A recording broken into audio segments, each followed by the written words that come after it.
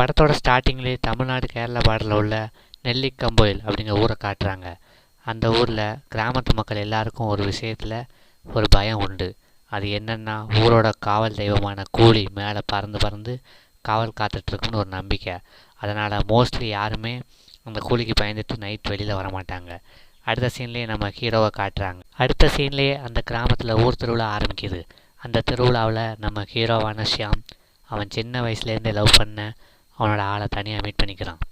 வெளியூரில் இருந்தனால ரொம்ப நாளாக கழித்து மீட் பண்ணுறதுனால அவனோட ஃப்ரெண்ட் ராஜேஷ் ஆட்டோவில் உட்காந்து பேசிகிட்டு இருக்காங்க. அன்றைக்கி நைட்டு அவன் ஆளோட அப்பா அம்மா வெளியூருக்கு போகிறாங்களாம். அதனால் நம்ம ஹீரோவை வீட்டுக்கு கூப்பிடுறான். அதை கேட்ட ஹீரோ குஷியாக இருப்பான்னு பார்த்தா அதில் அவனோட முகமே மாறி போயிடுது. இங்கே தான் பிரச்சனையே. என்னென்னா, நம்ம படத்தோட ஹீரோவுக்கு இருட்டுனாலே பயம். அந்த விஷயம் இது வரைக்கும் ஹீரோயினுக்கு தெரியாது. அவன் ஒரு சூறப்புலி, எதுக்கும் பயப்பட மாட்டான் அப்படின்னு நினச்சிக்கிட்டு இருக்கா. அதில் தான் இவனை பிடிச்சி போய் லவ் பண்ணிகிட்ருக்கா. இது மட்டும் தெரிஞ்சதுன்னா ரொம்ப அசிங்கமாக போயிடும். அதோட அவள் நம்மளை விட்டுட்டு போயிடுவான்னு அப்படிங்கிற மாதிரிலாம் பயப்படுதான் நம்ம படத்தோட ஹீரோ. இதுக்கு பின்னாடி ஒரு குட்டி ஸ்டோரி இருக்குது.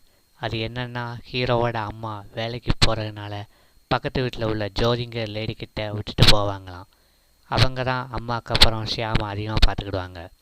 திடீர்னு ஒரு நாள் ஒரு சின்ன பிரச்சனையால் அவங்க தன்னைத்தானே எரிச்சிட்டு தற்கொலை பண்ணி இறந்து போயிருந்தாங்க. எதனால் அப்படி பண்ணாங்கன்னு ரீசன்லாம் சொல்லலை. அதனால் அடிக்கடி ஷியாமுக்கு ஜோதிங்கிற அக்காவோட ஆவி கையில் சாப்பாடு வச்சுக்கிட்டு சாப்பிட கூடுவாங்க. இந்த மாதிரி தான் நம்ம ஹீரோவுக்கு நடக்குது. அப்படி நடக்கிறப்போ ஒரு டார்ச் லைட் அடித்தா அந்த ஆவி மறைஞ்சிடும். இப்படி ஒரு பிரச்சனை நம்ம ஹீரோ அவதிப்பட்டுருக்காரு. இப்படியே கொஞ்ச நாள் நகருது. ஒரு நாள் நம்ம ஹீரோயினி அந்த கிராமத்தில் உள்ள மக்களால் சொல்லப்படுற பாதி மனிதனும் பாதி குதிரையும் கலந்த குதிரைக்காலன் சைக்கோ அப்படிங்கிறவன் ஹீரோயினியை விட்டு கதவை தட்டுறான்.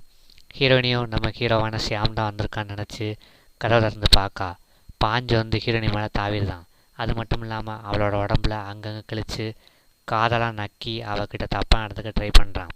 நல்ல வேளை போதையில் படுத்திருந்த அவளோட சித்தாப்பா வந்ததுனால அவன் அங்கேருந்து எஸ்கேப் ஆகிடுறான். இல்லைன்னா இவளை யாராவது பண்ணியிருப்பான். ஹீரோயினியை காப்பாற்றி ஹாஸ்பிட்டலில் அட்மிட் பண்ணுறாங்க. கொஞ்ச நாள்லேயே காயம் மாதிரி டிஸ்சார்ஜ் ஆகி வீட்டுக்கு வந்துடுதா ஹீரோயினி. நம்ம படத்தோட ஹீரோயினி ஹீரோவான ஷியாம் கிட்டே என்ன சொல்கிறாருன்னா, அந்த குதிரைக்காலன் மனுஷனா மிருகமாக எனக்கு தெரியாது, அவனுக்கு ஏதாவது தண்டனை கொடுத்தே ஆகணும், அதனால் அவனை கண்டுபிடிச்சி கொண்டு வான்னு கேட்கா.